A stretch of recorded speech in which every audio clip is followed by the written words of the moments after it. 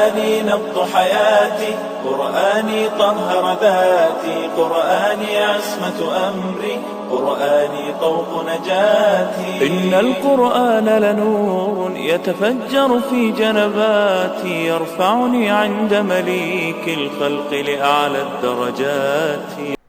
السلام علیکم ورحمۃ اللہ وبرکاتہ. بسم اللہ الرحمن الرحیم.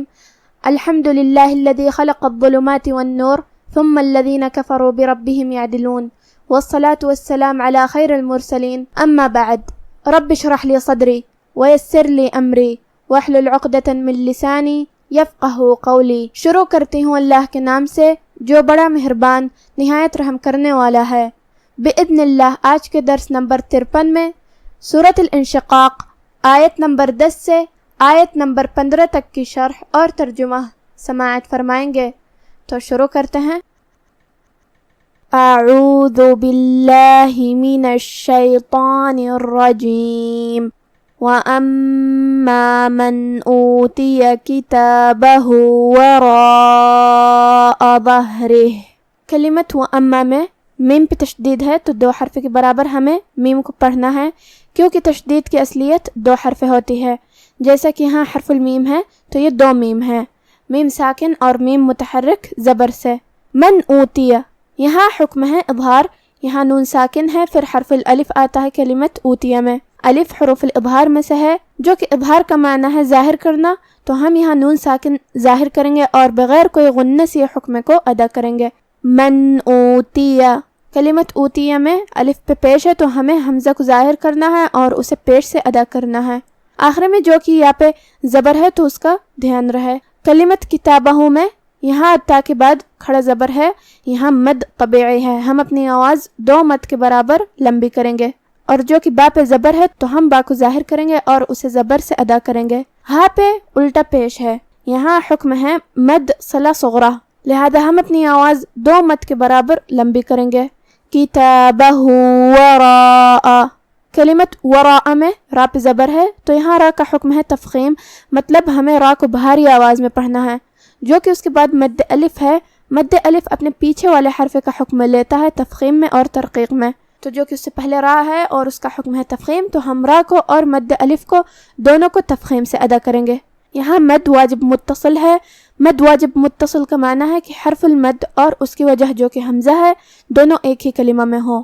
ہم اپنی آواز مد واجب متصل میں 4 مد کے برابر لمبی کریں گے. دھیان رہے یہ مد تفخیم سے ادا کرنا ہے.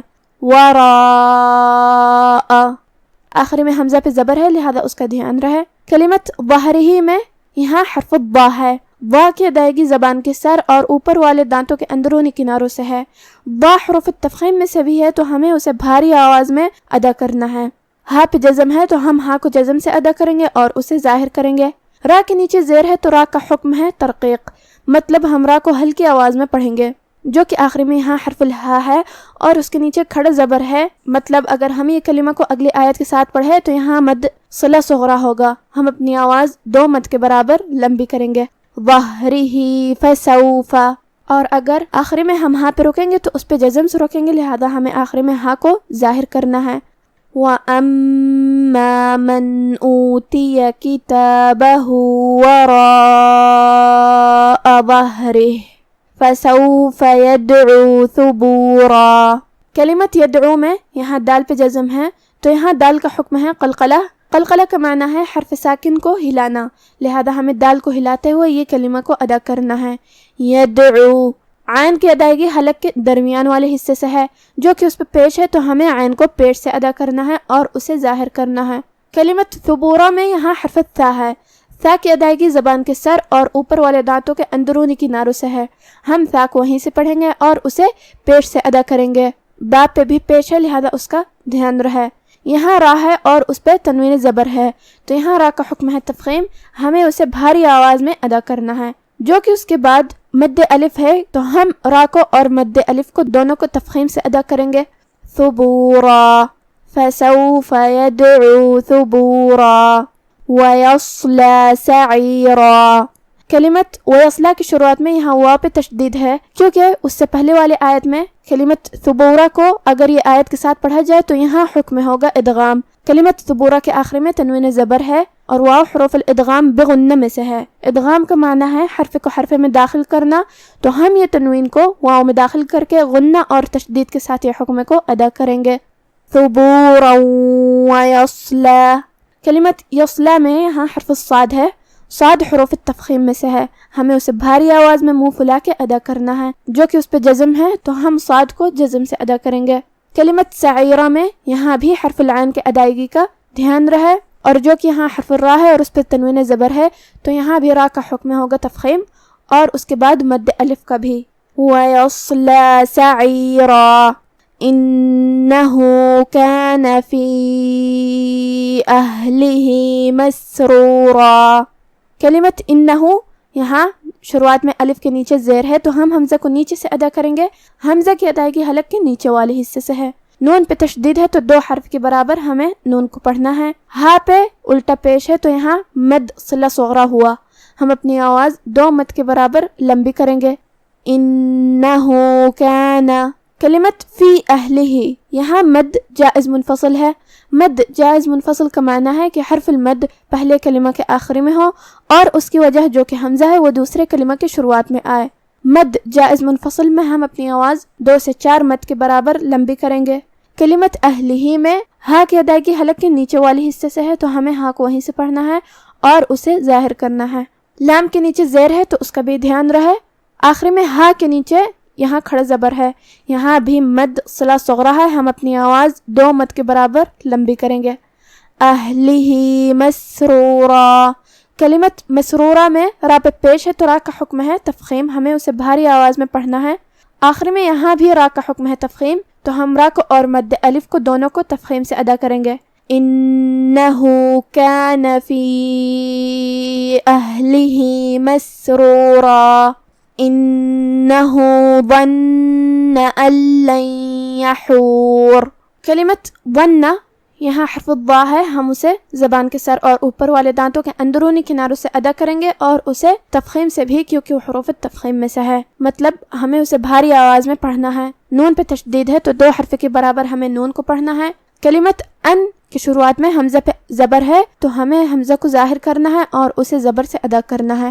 نون پہ جزم ہے، پھر حرف اللام آتا ہے کلمت لن میں. لام حروف الادغام بغیر غنہ میں سے ہے تو ہم یہ نون کو لام میں داخل کر کے بغیر غنہ سے لیکن تشدید کے ساتھ یہ حکم کو ادا کریں گے. اللن.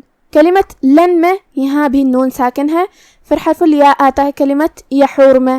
یہاں حکم ہے ادغام بغنہ، یا حروف الادغام بغنہ میں سے ہے تو ہم یہاں بھی نون کو یا میں داخل کر کے غنہ اور تشدید کے ساتھ یہ حکم کو ادا کریں گے. لن یحور. کلمت یحور میں یہاں حرف الحاء ہے، ہمیں اسے حلق کے درمیان والے حصے سے ادا کرنا ہے.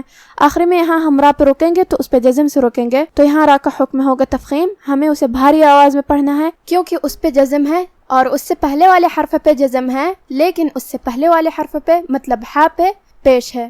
اگر ہم اس پہ رکتے ہیں یا یہ آیت کو اگلی آیت کے ساتھ پڑھتے ہیں دونوں حالت میں را کا حکم ہے تفخیم کیونکہ را پہ زبر ہے.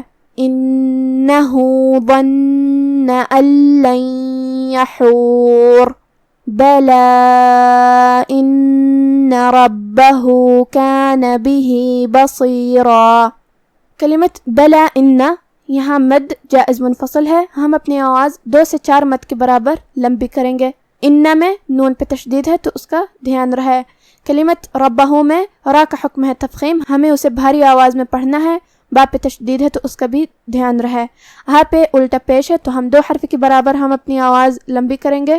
کلمت بھی کے آخر میں بھی ہا کے نیچے کھڑا زبر ہے، یہاں بھی مد صلہ صغرا ہے، ہم اپنی آواز 2 مد کے برابر لمبی کریں گے. کلمت بصیرہ میں یہاں حرف الصاد ہے تو ہمیں اسے بھاری آواز میں منہ پھلا کے ادا کرنا ہے، وہ حروف التفخیم میں سے ہے. را کو اور مد الف کو ہم دونوں کو تفخیم سے ادا کریں گے مطلب بھاری آواز میں. بلا ان ربہ کان بہ بصیرا. اب آپ سورۃ الانشقاق کی تلاوت تجوید کے ساتھ سماعت فرمائیں. اعوذ باللہ من الشیطان الرجیم. وَأَمَّا مَنْ أُوتِيَ كِتَابَهُ وَرَاءَ ظَهْرِهِ فَسَوْفَ يَدْعُو ثُبُورًا ويصلى سعيرا إنه كان في أهله مسرورا إنه ظن أن لن يحور بلى إن ربه كان به بصيرا. اور جس کا نامہ اعمال اس کی پیٹھ کے پیچھے سے دیا جائے گا تو وہ موت کو پکارے گا اور دوزخ میں داخل ہوگا. وہ اپنے اہل و عیال ہی میں مگن رہتا تھا. وہ تو خیال کرتا تھا کہ اللہ کی طرف لوٹ کر نہ جائے گا. کیوں نہیں؟ اس کا پروردگار تو اس کو دیکھ رہا تھا. بس آج کا ہمارا درس یہیں ختم ہوتا ہے. وصلی اللہ علی نبینا محمد وعلی آلہ وصحبہ اجمعین.